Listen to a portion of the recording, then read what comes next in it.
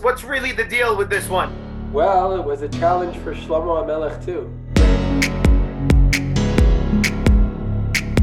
Before we start, I'd like to take a moment to thank our viewers for watching this. If you like it, please feel free to share it, like this video, comment on the video, and even subscribe if you haven't subscribed yet. So this week, Parashat Chukat begins with the very famous mitzvah of Parah Aduma, even though it's a mitzvah that we cannot understand, and really not understanding Parah Aduma is also a famous issue, like the first Rashi on the Parsha that brings the Gemara from Masechet Yomah, that brings the Gemara, which is also today's daf in the daf Yomi, which says that some mitzvahs we don't understand, and the Satan, the Yetzer Hara, and also the other nations use those mitzvahs to laugh at us, to mock us for keeping these mitzvahs, for doing these mitzvahs. And as you were saying, even Shlomo HaMelech, the wisest person, couldn't understand himself the reasoning behind Parah Aduma. But still, we have to ask a few questions about this concept of Parah Aduma, this concept of Chukim. First question we have to ask is, first of all, about Parah Aduma. Why did this become the symbol for Chukim, for laws that we don't understand? There's many mitzvahs we don't understand, many mitzvahs we're not supposed to understand, many mitzvahs we could understand, but we also don't understand. Why did Parah end up being the idea, the symbol for not understanding a mitzvah? But even more so, we do have to ask, what is the idea behind having chukim that we don't understand? We know from modern psychology, in any framework, that if you want people to connect and be motivated towards a goal, you have to give them reasoning. You have to give them a reason. It's true with employers and employees. It's true with school, with students and teachers, and also with philosophy, and also with mitzvahs. It's a lot easier to connect when you know the reasoning behind it. So what is the idea of even having a chok, having a mitzvah that we don't understand the reason behind it? So I guess I'll start with your last question. I think first of all, on a simple level, the assumption that only when you understand something, then you're connected to it, I'm not sure that that's fully true. Because if you think about it, when someone loves someone, when someone cares for someone, who asks them to do something, you don't start asking questions, why do you need this? Why is it important? If you really care about someone, you just do it. Love and dedication is actually expressed by not understanding something. If everything is dependent on me actually understanding it, that means I'm not caring about someone else. I'm not dedicated to someone else. I'm dedicated to myself. If it works for me, if it makes sense, if I understand it, if it's logical, then I'm connected. Real dedication, a real relationship with HaKadosh Baruch Hu comes dafka from these laws, exactly from the mitzvot that we don't understand, that we just do because we do. And then, again, just like any other thing, it's good to learn more, to understand more, and to try to understand. And it's important to learn and know and understand things more, but it starts from being able to first dedicate yourself, to have things that you just do because you do. You don't have questions. This is true in life too. Not everything is a question. Why do I love my children? If I don't answer that question, I'm not going to love them? No, I first love them. I can think about, the great things that I see in them, but first of all, it is because that's just how things are. Not putting everything dependent on what I think about it is a key point to really building that relationship and that dedication. But I think there's also a deeper idea here, because by definition, we can't understand godliness. Leit machshavat tfisabe. You can't grasp godliness. Whatever I understand is always going to be just a fraction of eternity. If God represents the infinite, so just like in math, as much as I'm climbing in the numbers compared to the infinite, I haven't moved any closer. If I would actually have everything dependent on me understanding, I would never reach anything. I would never be there. I would never really connect. I would be stepping a little bit closer, but I would never be really connected to godliness. And this is where actions, even without understanding, take us the whole way there. Because if we don't wait to understand, if we don't wait to walk down that path, we jump on board. You jump on board something, that means you're already connected, you're doing it, you're part of it, even if you don't understand what it is now. You're able to hold on to these actions, to these mitzvot, which represent infinite depths and explanations, even without understanding them. You're already part of it, you're already put yourself on that side. And great, now you can start walking up that road that will never end of coming closer and closer and understanding more and more. But even in the mitzvot that we do understand, it's never dependent on that. It starts with naaseh, and only after that with nishma. Exactly, and I love that you were comparing it to the love a parent has for his child, because we know famously from the Mishnah in Avot that says that the real love is the love that's not dependent on anything. Pure love that doesn't have a reasoning behind it. That's what real love is. And like you were saying, that is the relationship we should should seek with HaKadosh Baruch Hu, with the mitzvahs, is not because a reasoning behind it, but a relationship that is based just on the fact that it's there, just on the fact that we are dedicated to this life of mitzvahs, to the life of serving HaKadosh Baruch Hu in this world. And actually, interestingly enough, really the Midrash, the Gemara, which they say that the Umot HaOlam, other people come and ask us about these kind of things that we do. Really, sometimes people don't understand the bonding, a relationship between a parent and a son, between a family, how dedicated a family member can be for others. People from the outside will not understand it, cannot see that love, cannot see that dedication, because it's something internal between them. The same thing with our relationship with HaKadosh Baruch Hu. This should be the relationship we strive to, the kind of relationship we strive to, the kind of connection we strive to with HaKadosh Baruch Hu. And also we have to keep in mind, like the Parsha says in Chidushei Agatot on the Gemara over there, that the rules of our religion, the rules of serving HaKadosh Baruch Hu are very different, are separate from the moral rules of humans, of the moral manners we have between humans, because this is exactly the point. As we know from philosophy, much of the arguments over there are about moral, and moral which was created by mankind. However, we have to remember that the mitzvot were given in Har Sinai from HaKadosh Baruch Hu to us, and it is not based on reasoning between people, not something that was created based on human logic, but rather this is from Shamayim, this is from Sinai, this came directly from HaKadosh Baruch Hu, and therefore it doesn't matter if we could understand it or not understand it. It's not based on our logic, it's not based on our understanding of things, it's something above it, it's something separate from it, it's something larger than that. And also mentioning philosophy and philosophers, we just have to keep in mind that even the Rambam, our great philosopher, at the end of Ilchos Me'ilah says that a person should look for reasoning behind things, and a person should search and learn and study things. However, when a person gets to that point where he cannot understand, that should not hurt his dedication to the mitzvahs, his dedication to what he has to do, to what he has to keep, because there are these mitzvahs that we won't understand, as the Rambam says over there at the end of Ilchot Me'ilah. There are these rules that we cannot understand, that make no sense, like the list in the Gemara and Yoma. However, the dedication, the strength of your connection shows when you don't understand things, shows when you don't understand the reasoning. And like the Rambam says, and many others say, that is the reason why there is no reasoning behind these chukim, because it's not about the reason, it's about the dedication, about our connection, about our relationship with HaKadosh Baruch Hu being a pure relationship out of commandments, out of listening to the mitzvahs and keeping them. You know, maybe that can also explain your first question about why is Parah Aduma of all things the symbol of the chukim? And maybe it's because the concept behind Parah Aduma, what is Parah Aduma about? Why is it brought? It's about death. It's about tumat met. It's because of that tuma that comes from being so close to death. Death represents the end, the finite. It's the end. It's exactly where our limitations are. And the concept of being able to fix that, to come from that, to purify tumat met is not an obvious idea. It's connected to that same idea of tchiyat hametim, which is probably the greatest symbol of godliness, of the difference between humans, between our world, which everything has an end and everything has a limit. Tchiyat hametim is exactly saying the opposite. Even after that, you can bring things back, and that belongs to the world that's beyond us. And also the process of purifying, of becoming purified from that tuma, which shouldn't have a way out. It's final, it's the end. It shouldn't have any cure, it shouldn't have a way to come from there. Parah Aduma, in its very strange way, by actually burning the cow, going to the end when there's nothing left, and that's what I use suddenly to bring things back. So maybe this connects to exactly that idea, because what we were saying is that if everything is bound to me understanding, then at the end of the day, I'm bound to this world. I'm bound to what I could grasp, I'm bound to what I could reach, and I'm also bound to the most basic reality of death, of things having an end. To be able to break out of that, I need the chukim. I need my mitzvot to not be human. I need those mitzvot to be something that comes from beyond, that by holding on to them, I'm breaking out of those limits. If it's something that I understood, it wouldn't allow me to really raise out of those human limits, because it represents, it's the example of the fact that the mitzvot represent something that's beyond this world, beyond the limitations of this world. That's why it can be the cure, it can be the thing that can raise me up even above the tumat met, even above the concept of death. Very interesting. And really the list that the Gemara brings of these different rules, we have to remember that really logically a lot of things don't make sense, not only in the mitzvahs, but in life. You see some people succeed and some people don't succeed. Things which are not supposed to happen do happen, and things which you think are going to happen don't happen. Sometimes life and things in life are not led by logic, or we cannot understand their logic logic, and we shouldn't let that hold us back. We shouldn't let that push us down, because it's not about the logic. And again, we don't understand everything in life. However, we do understand that HaKadosh Baruch Hu is good, and everything that he does for us is for the best. And therefore, we have to strive to do our best, especially in our connection to HaKadosh Baruch Hu and in keeping the mitzvahs. Thank you, Yitzi, for your time. Thank you. Shkoyach. Shabbat Shalom.